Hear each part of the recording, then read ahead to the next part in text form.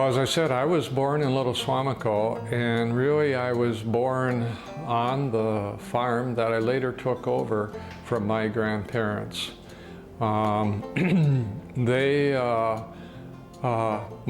grandfather came from a family of 5 boys and 6 girls, and basically they all lived in the area between De Pere and Wrightstown. But he wandered up north of Green Bay, met a good-looking girl, and he stayed there.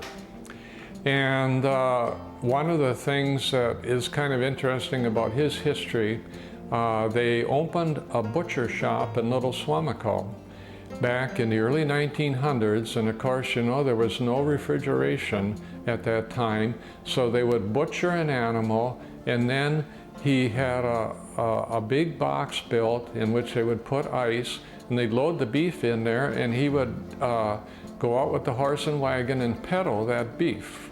That's how people got their fresh meat every day.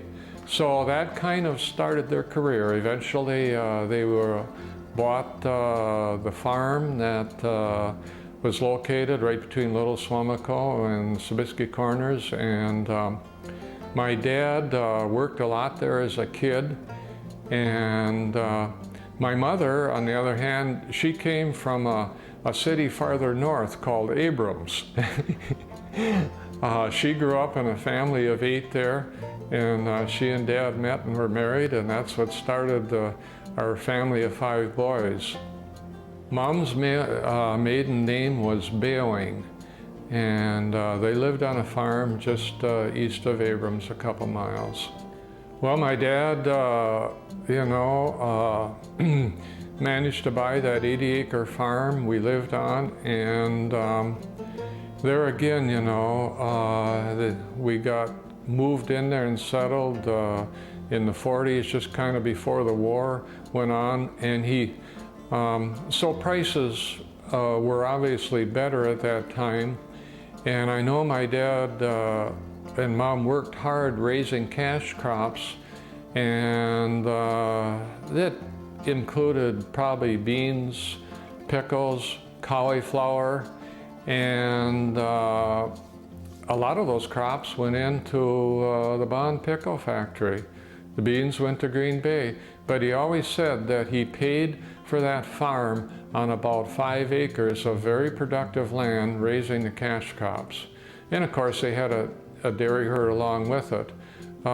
Because we had 80 acres, Dad always had some other adventures. He sold insurance, and later on he, as the artificial insemination industry developed, he went to work for a company, and he became an artificial inseminator serving farmers both north and south of us for, gosh, I think almost 30 years. And that obviously subsidized the income.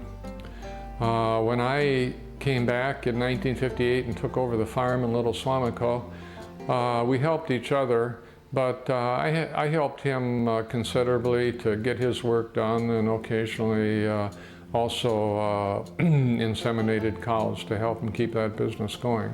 Great.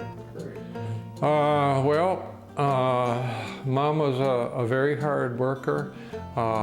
She was, as we categorize now, a stay-at-home mom, but practically all women in that era were stay-at-home moms. They raised the kids, and they did it by working a lot harder to put food on the table than we have to now. She really only tried working out once at a nursing home for a period of time. With 4 brothers coming along behind me, she didn't have to go out and help in the barn until later years, and then she did. When she and Dad were alone, she did go out and help, and she never really professed to be too happy doing it, but she did it.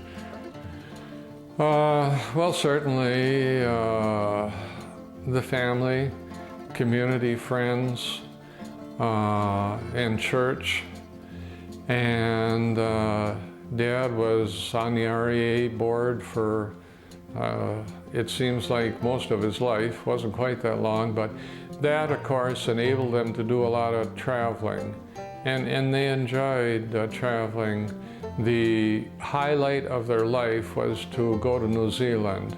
They had planned for quite a period of time to make that trip. And they went with a group of farm people, and again they became friends with people that they maintained a friendship quite a while after that trip.